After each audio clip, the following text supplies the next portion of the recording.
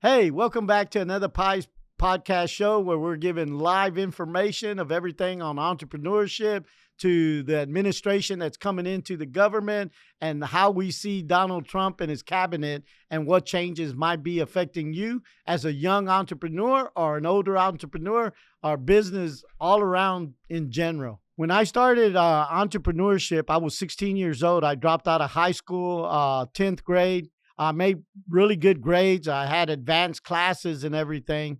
And so when I quit school and went to work for my dad's body shop, the surprises that I had as far as working in the business and having to learn that learning curve of being a body shop owner, body man, fixing the cars, to painter, and understanding how to paint cars and prep them and get them ready.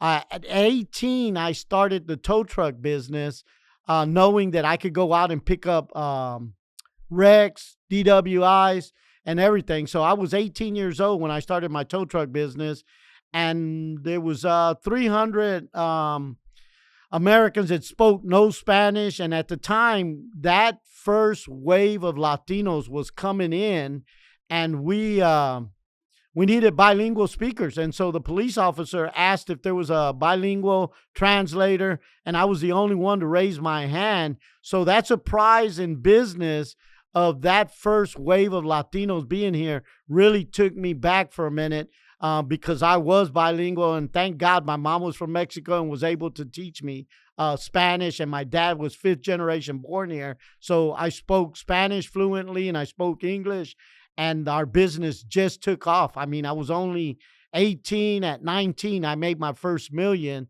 So I tell a lot of people, my surprise was getting into the industry and seeing the lack of translation and seeing the lack of that communication with these individuals that were coming from Mexico, Salvador, Honduras. And I was able to take advantage of that and made my first million. I tell a lot of people the hardest thing in entrepreneurship is in the beginning, you're the janitor, you're the manager, you're the employee. So you're learning to manage yourself in all these different aspects until you can afford to hire anybody.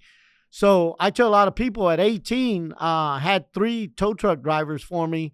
7 tow trucks came into play that first year that I went out to purchase, to buy, and I immediately started hiring drivers. And so that was another field because I was learning to manage myself. Now I had to learn to manage other people, find out what that scale of payroll was going to be for them.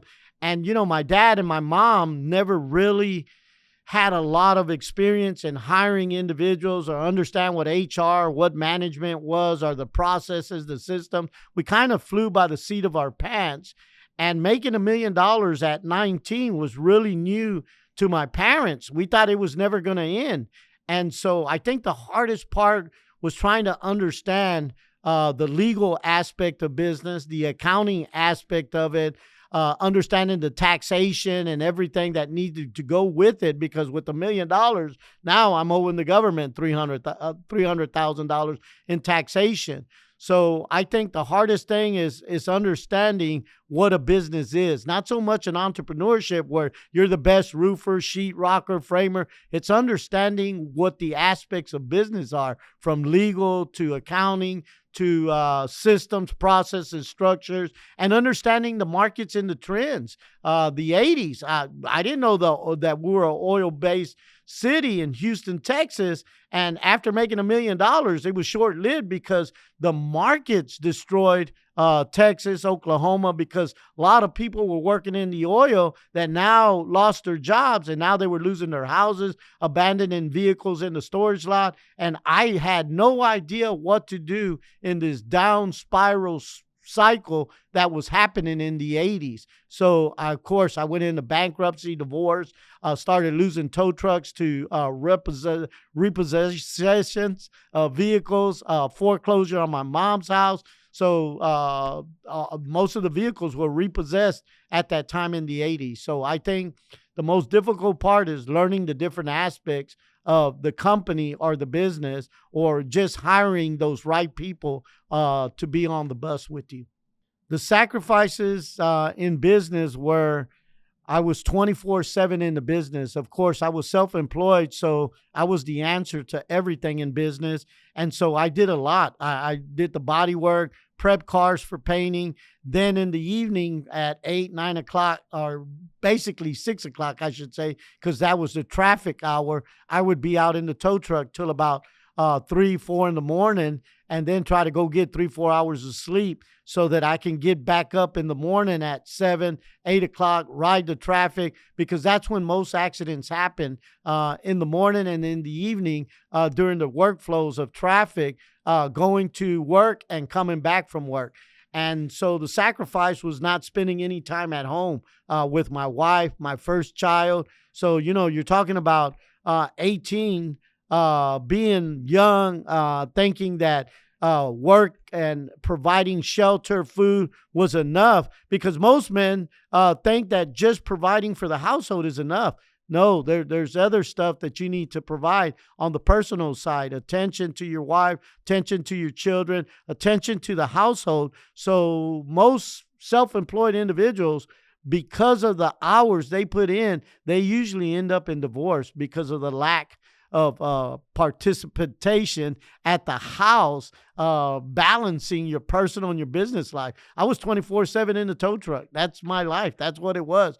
And I remember getting divorced, and my ex-wife, former wife, told me marry my tow truck. That's who I was married to. That's who I spent the most time with. This year, 2025, I've been really focused on the HB1s, which I had talked about in previous podcasts, that I told everybody start focusing on companies that are going to be issuing out or relying on the HB1s. And I knew Elon Musk, Facebook, all those guys bring in engineers from India, China, just different countries on the HB1 visa, so that they can get engineers at a better price, bring those individuals in that can work here in the States. So I've been focusing on that. I've brought in a couple of master accountants under my company. I'm approved through my company to receive some of these HB1s. And since I built the software now, my focus is on some engineers, some programmers, and just looking at those things that I could possibly bring in under the HB1 visa as my company continues to grow. Now, I tell a lot of people, I'm a mom and pop business that grew into the middle section. I'm not a large software company, but yet I'm not a mom and pop business anymore. I'm right in the middle, getting beat up by the mom and pops and getting beat up by the large company that are trying to stop me from going into a full cycle of the software. So I just tell a lot of people 2025 is going to be really different. And if you analyze the markets and the trends and the cabinet that's fixing to come in to office, they're all entrepreneurs. If you're not an entrepreneur and thought about it, this is the best time for you to join the entrepreneurship and understand what business is like. Middle-class American is getting squeezed out. They're paying the taxes for the poor. They're paying taxes for the rich. They're getting stuck with all the taxation in the middle class because they're trained and taught to work hard to make a lot of money, only to pay a lot of taxes. Now, if you're paying attention, become an entrepreneur and start a corporation. The taxation is 21%, maybe 15% once Trump gets in. So somebody who's working for $1 million will pay 38% in taxation versus paying 21 right now and possibly dropping to 15%. So I'm telling a lot of people, look, if you're looking to save money, follow the rules of what's going on right now. And 2025 is going to be very interesting because we have a lot of capitalists joining the cabinet right now. We have business people going into the office, and they're talking about making things efficient. I believe there's going to be a lot of contracts that are going to open up in the government right now because this thing of passing down from decade to decade is now going to be dissolved, because I believe Elon Musk and all this cabinets that are going in are going to provide contracts to new players that can come in and bid on these new programs that they couldn't get in before. I would say go to SAMS.gov, look at all the grants, get you a grant writer, get you somebody that understands the grants and be able to apply for the grants. Women right now in the minority section, it's going to be incredible for women right now. There's a great book out there called Power of the Purse, and it was written, I mean, I've read it a couple of times, about the transition of women now running and creating their own companies, their board of directors, their shareholders. And I think it's a really interesting time to be an entrepreneur, business owner, and learn the different aspects of what it is or what it takes to become a business individual. Start building a team. Even if you don't have a company, start interviewing people with strengths that you don't have. Understand your weakness. Take the DISC test, DISC, to understand your strengths and know who you are. Understand your weaknesses and apply yourself to your strengths. Your weaknesses are always going to be weak because those aren't your strengths. You can work on it. You can apply yourself to it. But others will, like Elon Musk, Peter Thiel, all these guys get people to fulfill those weak spots that they have in their business cycles or their personalities. They bring in those individuals that have those strengths. So even if you don't have a business yet, start learning what it takes to become a team member, how to play the strength to other people's weaknesses, and how you surround yourself with these individuals and get around people who fail. I tell people all the time, get around those people that fail and analyze them. Some people will never get back up. Other people will shake off the dust themselves off, get back up, and go at it again. Those are the people that you need to look at, because their mentality has now been strengthened from that failure. I lost a couple of $1 million in 2008. I bought 15 houses during the house crunch. So I tell a lot of people, I watch the markets and the trends, but I've also partnered up with other people that strengthen me as I prepare my strengths. My strengths is jumping out there without a parachute from the plane, and I'm going to land on the net